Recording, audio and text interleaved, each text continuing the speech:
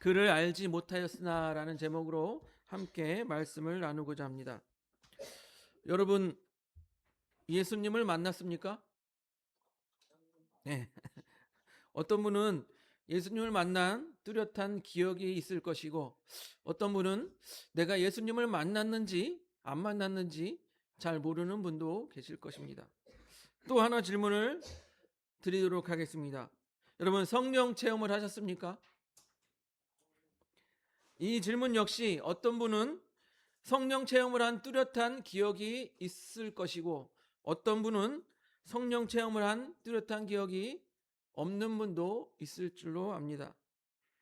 아침부터 뭔 이런 질문을 하느냐라고 생각하시는 분들이 계시겠지만, 이 질문은 우리 그리스도인들에게 매우 중요한 질문입니다. 우리가 여러분 예수님을 만나는 일, 우리 예수를 믿잖아요. 예수님을 만나는 일 얼마나 중요합니까? 여러분, 예수님을 알지도 못하고 만나지도 못하고 믿는다라는 것 쉽지 않은 일이죠. 그리고 또 성령은 예수님께서 부활 승천하실 때 우리에게 보내주실 것이다라고 약속하신 게 성령입니다. 그래서 성도가 이 성령을 체험하는 것 역시 매우 중요한 일입니다. 그런데 사실 이 예수님을 만나는 것과 성령을 체험하는 일이 이렇게 따로따로 되어지는 것보다도 동시에 이루어지는 일이 많다라는 것입니다. 성령께서 먼저 우리 마음에 감동을 주시고, 그래서 우리가 예수 그리스도를 알게 하시고, 또 우리가 예수님을 알게 됐을 때 우리의 죄를 깨달아 주님 앞에 죄 용서함을 구하고 용서함을 받게 되는 것입니다. 그래서 우리가 알지 못하는 사이에 성령의 체험과 예수님을 만나는 일이 동시에 이루어질 수 있다라는 것입니다. 오늘 본문의 말씀은요, 약간의 시각의 차이는 있을지 모르지만 성령의 체험과 예수님을 만나는 일이 어떻게 동시에 이루어지는지 잘 설명해 주는 말씀입니다. 세례 요한은요, 예수님에 대해서 이렇게 겉으로 알았어요. 겉으로 알았지만 예수님의 진짜 정체를 몰랐던 것입니다. 우리도 그렇잖아요. 사람을 저 사람 어떤 사람이야라고 겉으로 아는 것과 실제로 만나서 교제하고 체험해서 아는 것 다르잖아요.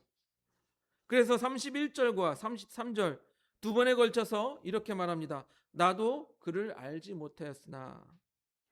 두 번이나 세례 요한은 나도 그를 알지 못하였으나라고 말을 하고 있습니다.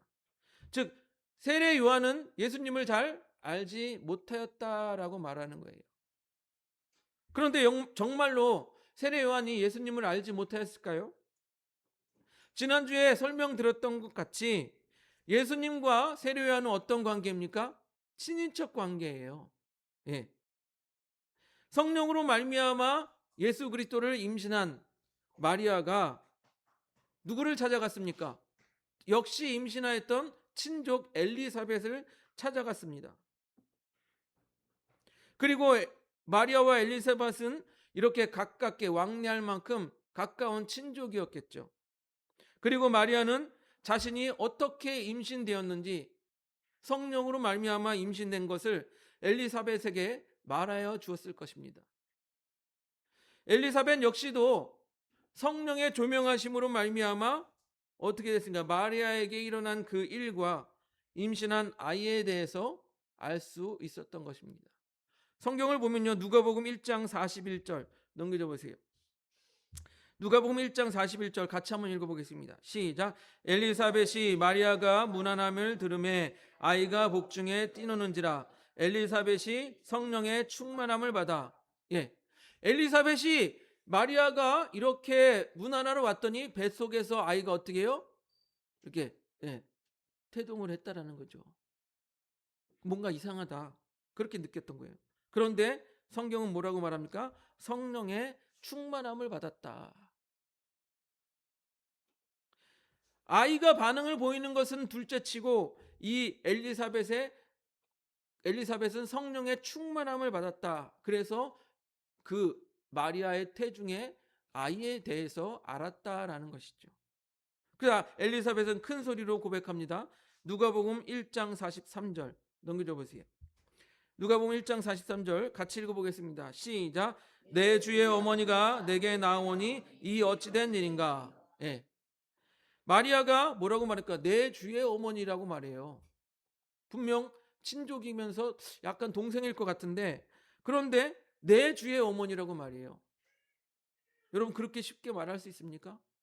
성령이 알려주지 않고서는 그렇게 말할 수가 없는 것이죠. 그리고 그 내 주의 어머니가 나에게 나오니, 문 하나로 나오니 이 어찌된 일인가 하고 놀라는 거예요. 이렇게 엘리사벳은요, 자신보다 늦게 임신한 마리아, 그리고 마리아의 임신한 아이가 어떤 존재인지 성령의 충만함으로 알았다라는 것을 말하고 있습니다. 그렇다면 엘리사벳이 낳은 아들 세례 요한이 예수에 대해서 몰랐을까요? 아마도 엘리사벳은 자신이 낳은 세례 요한에게, 야, 우리 친족 누 마리아가 낳은 예수가 있는데 그는 이렇게 해서 임신하고 이렇게 이런 일이 있었다 말해 주었을 것이에요. 다 말해 주었을 것입니다.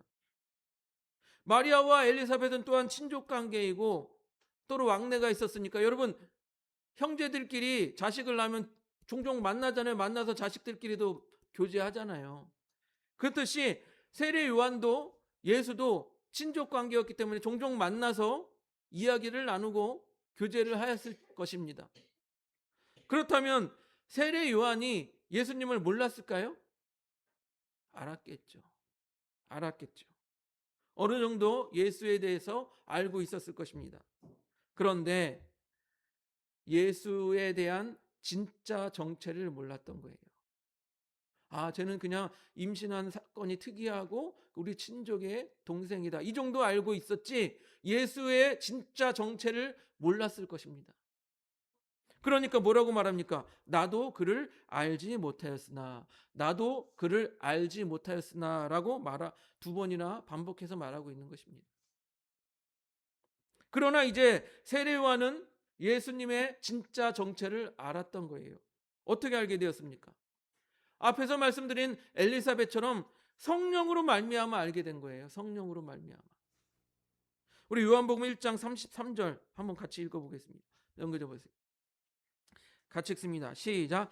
나도 그를 알지 못하였으나 나를 보내어 물로 세례를 베풀라 하신 그이가 나에게 말씀하시되 성령이 내려서 누구 위에 머무는 것을 보거든 그가 곧 성령으로 세례를 베푸는 이인 줄 알라 하셨기에. 먼저 뭐랍니까? 나도 그를 알지 못하였으나. 그런데 물로 세례를 베풀라 하신 이가 누구예요?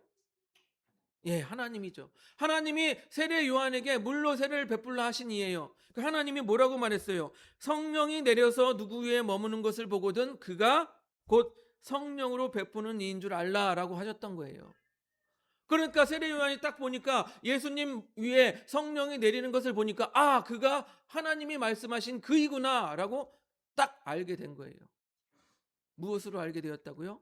성령으로 말미암아 알게 된 것이에요. 그럼 그가 어떤 존재라고 말하고 있습니까? 바로 성령으로 세례를 베푸는 이. 여러분, 물로 세례를 베푸는 것은 사람이 누구나 할 수 있잖아요. 물론 우리가 영적 지도, 그러니까 하나님의 그 명함을 받은 자가 할 수 있지만 이 사람이 그냥 물로 이렇게 할 수 있잖아요. 그런데 성령으로 세례를 베푸는 이 누가 할 수 있습니까? 예수님 신적 존재가 할 수 있는 거예요. 신적 존재. 그래서 바로 34절에 세례 요한이 말하는 것입니다. 넘겨줘 보세요. 1장 34절. 같이 읽어보겠습니다. 시작. 내가 보고 그가 하나님의 아들이심을 증언하였노라 하니라. 예. 세례 요한이 하나님의 말씀대로 성령이 머무는 것을 딱 보니까, 아, 이게 이 사람이 하나님이 말씀하신 그 사람이구나 하고 딱 마음에 느끼고 깨달아 알아서 뭐라고 말했습니까?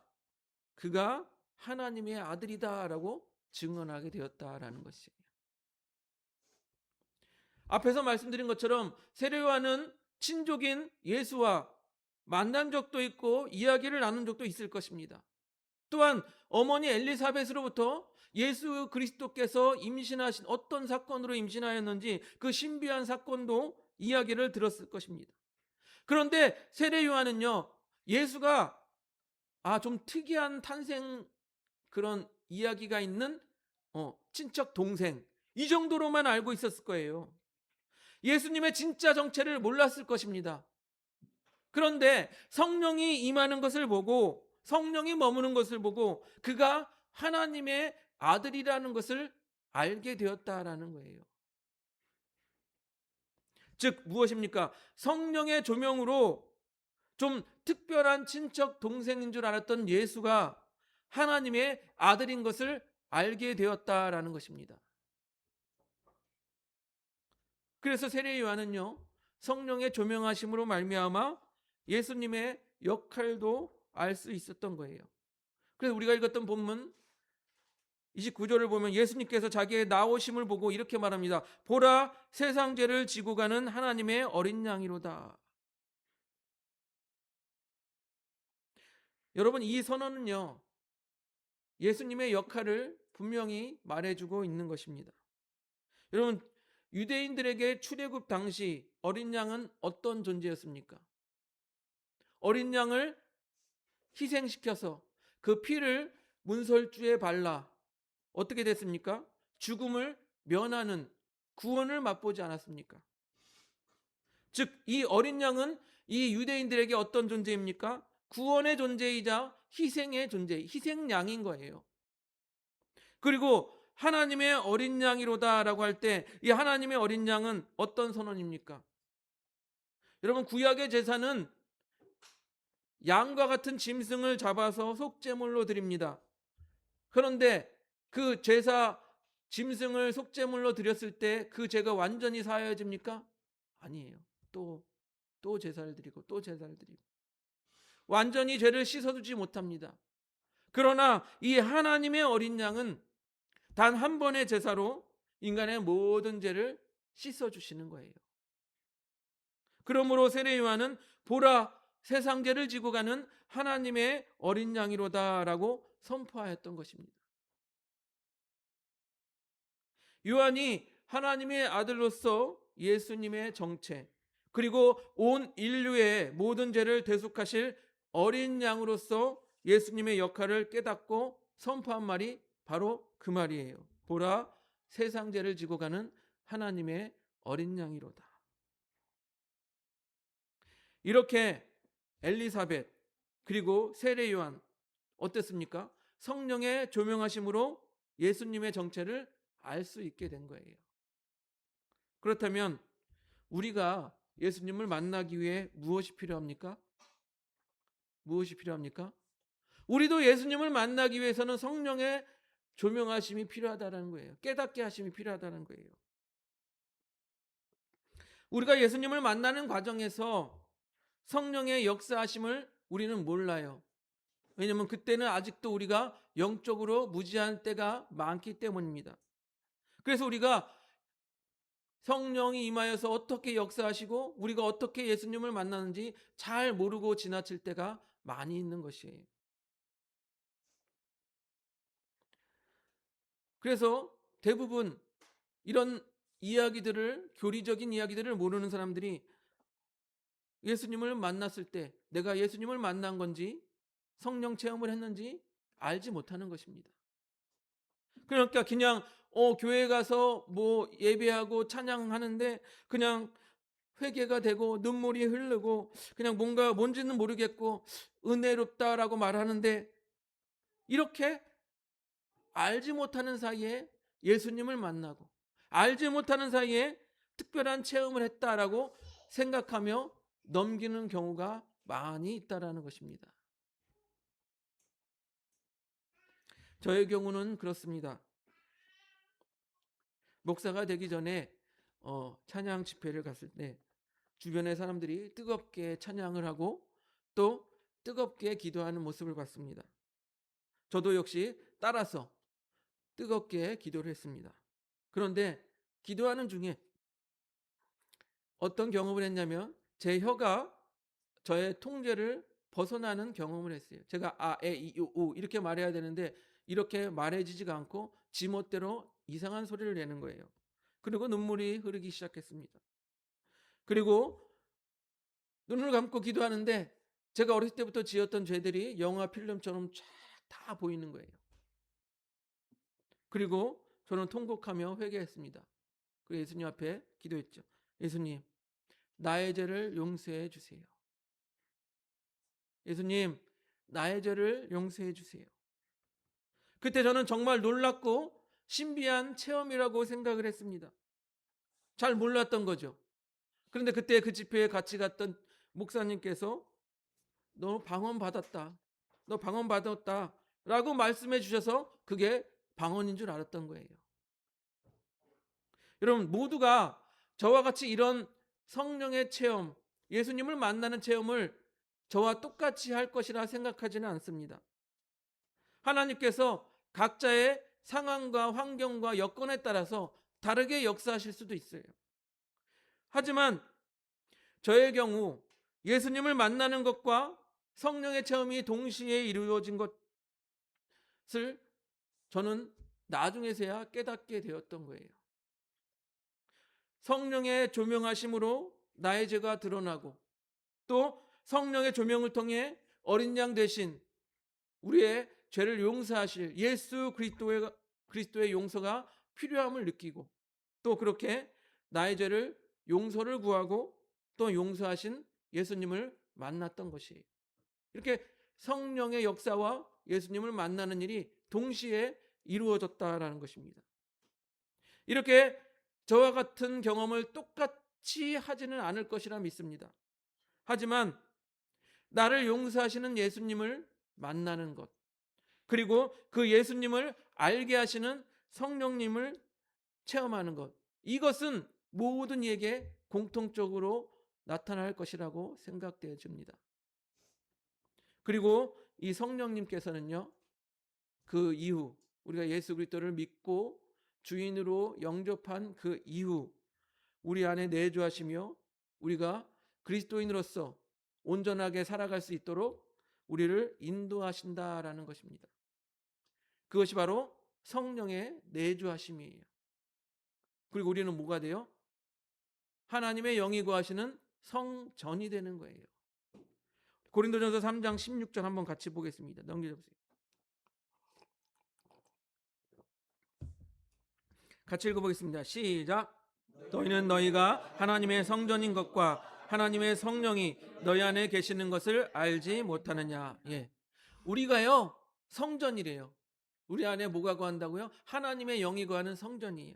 그래서 성령께서 내주하심으로 말미암아 우리가 성령의 인도함을 받으면서 그리스도인으로서 완전해질 때까지 그렇게 성령께서 인도해 주신다라는 것입니다. 때로는 우리가 죄를 지으려 할 때 죄에 대해서 질책하시고 때로는 우리가 낙심되어질 때 우리에게 찾아와 위로하시고 때로는 우리에게 은사를 주심으로 말미암아 하나님의 일을 감당하게 하시는 것, 그것이 성령께서 우리 안에 내주하시는 역사인 것입니다. 그런데요, 성령의 내주하심의 가장 큰 목적이 증언이라는 거예요. 증언. 우리 다시 한번 요한복음 1장 34절을 보겠습니다. 넘겨줘 보세요. 같이 읽어보겠습니다. 시작. 내가 보고 그가 하나님의 아들이심을 증언하였노라 하니라. 세례 요한이요, 앞에서 말씀드린 것처럼 성령이 임하시는 것을 보고 성령으로 말미암아 예수님이 어떠한 존재인지 깨닫고 난 후에 어떻게 했다고요? 그가 하나님의 아들이심을 증언하였다라고 말하고 있어요. 즉 성령으로 말미암아 예수님의 정체를 알게 된 요한은요, 예수님이 하나님의 아들이라고 선포하고 증언할 수밖에 없었다라는 것입니다. 우리가 잘 아는 말씀 사도행전 1장 8절도 동일하게 말하고 있습니다. 넘겨줘 보세요. 같이 한번 읽어보겠습니다. 사도행전 1장 8절 같이 읽어보겠습니다. 시작. 오직 성령이 너에게 임하시면 너희가 권능을 받고 예루살렘과 온 유대와 사마리아와 땅끝까지 이르러 내 증인이 되리라 하시니라. 아멘. 너무 유명한 말씀이에요. 우리가 증인이 되는데 어떨 때요? 성령이 너에게 임하시면, 그러면 어떻게 된다고요? 증인이 된다. 성령이 임하시면 능력을 받고 권능을 받고 땅 끝까지 이르러 증인이 된다라고 말씀하고 있습니다. 그러므로 성령의 조명, 일루미네이션은, 그것의 목적은 곧 증언이라는 것이에요. 한번 따라해 보실까요? 성령의 조명의 목적은 증언이다. 네. 성령께서 우리에게 역사하셔서 예수님을 알게 하시면 우리는 어떻게 돼요? 그 예수님을 증언해야 된다는 거예요. 전해야 된다는 거예요. 예수님께서 마지막 승천하시기 전에 제자들에게 명령한 명령도 그렇습니다. 마태복음 28장 19절 20절 한번 볼까요? 넘겨줘 보세요. 마태복음 28장 19절 20절 같이 읽어보겠습니다. 시작. 그러므로 너희는 가서 모든 민족을 제자로 삼아 아버지와 아들과 성령의 이름으로 세례를 베풀고 내가 너희에게 분부한 모든 것을 가르쳐 지키게 하라. 볼지어다 내가 세상 끝날까지 너희와 항상 함께 있으리라 하시니라. 아멘.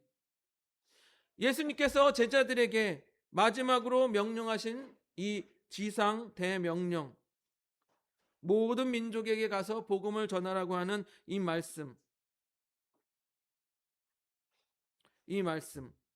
곧 예수를 전하라는 거죠. 예수를 증언하라는 거죠. 그리고 세상 끝날까지 너희와 함께 항상 함께 있으리라 말씀하시며, 그 말씀이 어떻게 이루어졌습니까? 아까 제가 말씀드린 것처럼 성령의 내주하심으로 지금까지 이루어지고 있는 거예요. 세상 끝날까지 너희와 항상 함께 있으리라고 하신 말씀이 우리에게 성령의 내주하심으로 말미암아 계속 이루어지고 있다라는 것입니다. 그렇습니다. 성령의 조명의 목적은 곧 증언입니다. 성령의 조명의 목적은 곧 증언이에요. 사랑하는 성도 여러분, 우리가 신앙생활하면서 가장 중요한 것이 무엇입니까? 예수님을 만나는 거예요. 그리고 성령을 체험하는 거예요. 그런데 많은 그리스도인들이 예수님을 만나는 것이 무슨 친구를 만나는 것처럼 생각하는 경향이 있습니다. 물론 찬송가나 찬양에서 친구라고 표현하는, 그만큼 그거는 가깝다라고 표현하는 거죠. 또한 성령을 체험하는 것이 모든 일을 해결해주는 그 램프의 요정과 같이 생각하는 경향이 있습니다. 여러분, 성령이 우리를 모든 것을, 우리의 문제를 해결해주는 그런 분이 아니에요. 물론 보혜사 성령은 우리를 위로하시고 우리를 돌보시는 분은 맞습니다. 그러나 우리의 요구를 다 채워주는 램프의 요정은 아니라는 것이죠. 그래서 우리에게 정말 중요한 것은 무엇입니까? 성령의 조명으로 말미암아 예수를 알고, 또 예수의 존재를 알게 되었을 때 예수를 만나고, 예수를 만남으로 말미암아 죄 용서함을 구하고 죄 용서함을 받아 새로운 피조물이 되는 것, 이것이 우리에게 정말 중요한 일인 것이죠. 여러분, 예수님은요, 처음 사람들에게 이렇게 다가오실 수도 있습니다. 치료자, 또 위로자, 아까 말한 것처럼 친구, 그렇게 다가올 수 있습니다. 하지만 결국 예수님께서 마지막에 제자들에게 말씀하신 것이 무엇입니까? 땅 끝까지 이르러 복음을 전하라는 사명이에요. 그래서 저는 감히 말씀을 드립니다. 이 사명에 서지 못한 사람은 아직 믿음의 분량이 거기까지 자라나지 못한 것이다. 앞에서 마태복음의 마지막 말씀에서 세상 모든 민족에게 복음을 전하라는 예수님의 지상 명령이 있었습니다.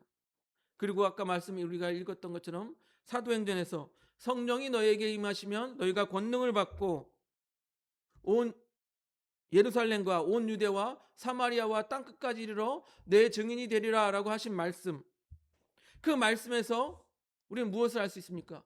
결국 마지막은 증인이 되라는 거예요. 결국 최종 목적은 증인이 되라는 거예요.